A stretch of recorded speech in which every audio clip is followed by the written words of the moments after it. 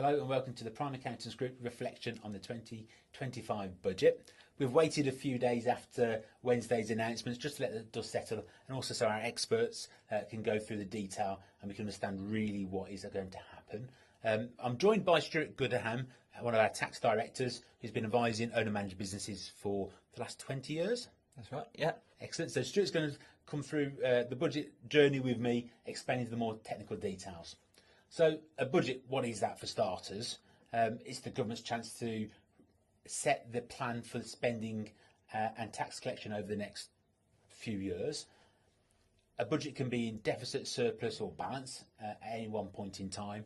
It hasn't been in surplus since 2001, which is an awful long time ago. To put it into perspective, the country owes approximately £2.9 trillion of debt, which is about 97% of the GDP. So if the budget could get into surplus, and that is the Chancellor's aim for the next few years to eventually get into surplus, if the budget was in surplus by £29 billion, which again is an awfully big number, it would still take 100 years to clear the national debt. So you can understand why the Chancellor has to get the budget into surplus going forward. Of course, she could do that in a couple of ways. She could do it by increasing tax collection or reducing expenditure. However, that becomes a political debate and a political discussion and a strategy based on the party that's in control.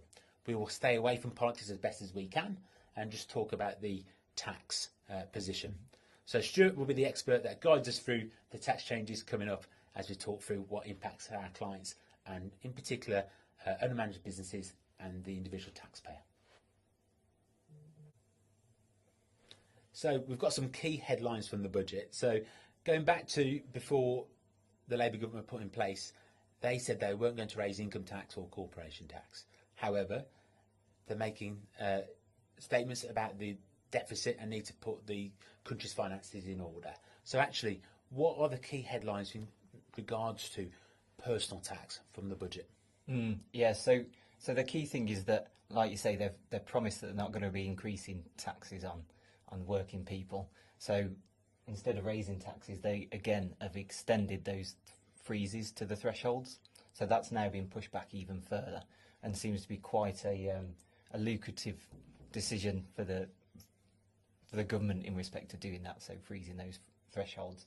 And the reason that raises taxes, I guess, is because in the real world, because of inflation and wage inflation and income generally increasing, it means that more people fall into higher rates of tax going forward because the lower rates of tax bands don't increase in line with everybody's earnings. Spot on. Yeah, that's exactly it. So just over time, naturally, people are going to, as inflation impacts their income, they're going to pay more tax.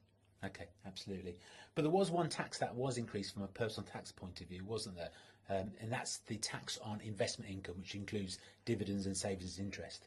That's it. Yeah, that was one that came in and possibly was surprised a few people, to be honest, to see that. So we've got splitting that down. So there's the dividend increase. So we've got plus 2% on the basic rate and high rate taxpayers. So that doesn't go to additional rate. That's something to keep in mind. So we're going from 8.75 to 10.75 for your basic rate, and then we're going to go from 33.75 to 35.75 for your higher rate. And that is for dividend taxpayers from April 26. From April 2026, that's coming in, yes. Yeah.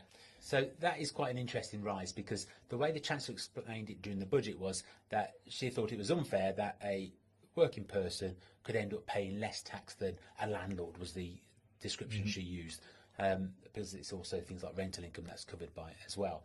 However, when you talk about dividend income, I think the Chancellor pictures it as investors with a portfolio of shares that get a return on those, because they're generally wealthy people to have a investment portfolio in the first place. However, in the real world, a lot of our clients are owner-managed businesses with limited companies, and actually they take their income out of the companies, a mixture of earnings for the salary and the work they do, but then the dividends over and above that for the profit that they've earned in the year. Now, that is effectively profit that they've earned in some ways as you know, as a successful business, and that is going to get taxed. So actually, it's a different type of philosophy, then I think the Chancellor possibly imagines. Yes, yeah, and in that scenario, a number of clients, like you said, have a split of salary, a split of dividends, and potentially when they've had a successful year, they'll pay a larger dividend to reward them for that good year.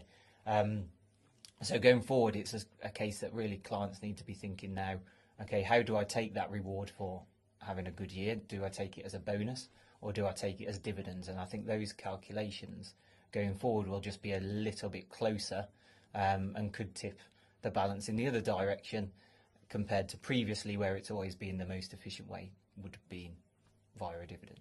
Absolutely. And it's not a straightforward calculation, is it? Because there's different personal tax rates. There's about 4 of those, from zero rate to basic rate to higher rate to additional rate. And then you've got the gap at just over £100,000 where you lose your personal allowance. So we have all sorts of different tax rates that have to be calculated from a personal point of view, but also from a company. There's actually different rates the company pays, depending if it's a small or a normal sized company, and there's the marginal rate in between going from 19% up to 25%. So actually the calculation becomes very bespoke per taxpayer and per company to see actually what the best situation is. And if you're through the fact that you might have tax losses or extra rebates because of R&D or capital expenditure, it gets quite a complex decision, but it can make a difference in the tax paid. So in those circumstances, what would you expect our clients to do? Yeah, so I think each client needs to look at it specifically and individually to them. So, because as Morgan said, the amount of detail that you need to consider, it's not a one rule fits all. So you can't say dividends are always or 100% the right route to take. So very case specific. So reach out to your relationship director or speak to your accountant and then be able to make a decision on what to do. That's what we're here for, to help our clients make the right decisions and pay the right amount of tax. So from a corporation tax point of view, we touched on this already, just in that scenario from the owner managed businesses, but from the corporation tax point of view, what's changed in terms of rates or reliefs available? Yeah, so again, rates weren't going to be changed, as Labour had said at the start. We won't be changing corporation tax rates, and that has remained true. So we've still got our 19% for smaller businesses, 25% for a main rate for most businesses. And one of the things they did decide to change was the capital allowances writing down allowance. So that at the current rates, or we were at 18%. So for the main pool, we'd have 18% writing down allowance, and that has been reduced down to 14%. So at a 4% decrease on that one. So that's effectively the annual rate of tax relief you get on assets that are effectively being depreciated for tax reasons going forward that haven't had the first year allowance previously. Yes, yeah. So I think the key thing on that one is where clients have got large main pools historically, so they've got a brought forward pool that's quite significant, where you've got that's going to reduce your writing down allowance in the future, so you're going to get 4% less going forward. So that's going to have a big impact for clients who've got big writing down allowance pools. For clients that are predominantly investing at the moment and getting either annual investment allowance, that's still in place, or the full expensing relief, both of those give you 100% up front. So if clients are still making use of those on additions, then the impact might be less for them. Okay, thank you. So one of the things that the Chancellor said in the budget was that she's trying to encourage growth as well. So entrepreneurship, what's she done to help support that? Yeah, so this was quite a positive start, and she said it relatively early in the budget speech, to talk about how the UK can promote entrepreneurship. Now, I think underlying, which was quite nice to see, was almost a call to action for saying how can the tax system support entrepreneurs going forward. So that's something that's going to be ongoing and seems like a positive move in the right direction to be able to support our clients, owner managed businesses, to be able to grow. So that was very general. Specific tax measures that they brought in was to incentivise or grow the incentive reliefs around investment. So we've got EIS reliefs and VCT reliefs, which have had their limits increased. So there have been quite significant increases on limits that allows people to invest in companies and then get tax relief on. Although the surprise was that then the income tax relief was reduced from 30% to 20%. So that was almost a bit of a surprise after such good news to then get the relief reduced. That feels like they're trying to support the growth of businesses but limit the benefit for the taxpayer, arguably, because they want the businesses to grow quicker, and they feel that's where they'll get their best return from their investment of the reliefs, presumably. Yeah, I think that's a real fair summary. I think with the EIS, it's about investing into companies, and then the companies can reinvest that money into their business and accelerate growth. And EIS is always used, or mainly used in the past, for higher risk but higher growth potential industries. You see it like tech industries, that sort of stuff, where they think, actually you can get quick returns as a government if you get successful investment in very profitable growing businesses. Yeah, it's all about startups, growing businesses, and that funding accelerates the growth of the business. Okay, excellent. Pensions is something that's always mentioned in budgets, and I know there's been changes to the salary sacrifice options. What's happened there? That's right, yeah. So this was talked about quite a lot in advance of the budget, and it was something that came across, and we were a bit unsure where they were going to pitch it, but it was essentially where going forward salary sacrifices from 2029 will be capped at £2,000 for the employee. And what they mean by that is it's going to cap the national insurance savings above £2,000 for each employee. Okay. So as opposed at the moment where people paying pensions through salary sacrifice, you'd be able to save on your national insurance for the employee and the employer. That's going to be capped going forward. Okay, thank you. One of the things we need to consider is the impact on SMEs and owner-managed businesses with their long-term planning. What's happened in the budget that might impact on that? Yeah, there's been two areas really to cover off. One, which is possibly is a very more long-term plan, is one of the strategies for our clients or owner-managed businesses is for to exit via what's called a management buyout, so an MBO. And essentially, for that to happen, you've got to make sure you keep the key staff that are in your senior management team, who can then be in a position to run the business and take over the business from yourselves.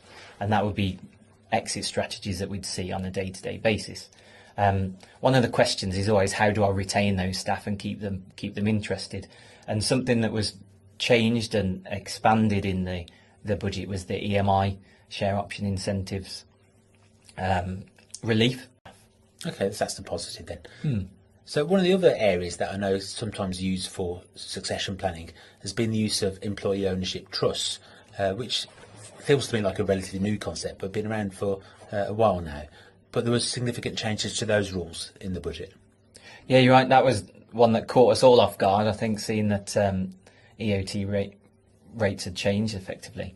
So what they've changed is now that the chargeable gain when you sell to an EOT, 50% of that gain is now going to be chargeable to capital gains tax.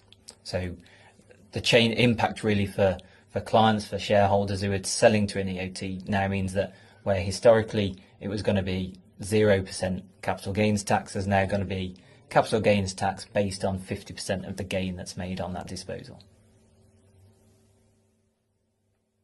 So, of course, the obvious question is, what should our clients do next?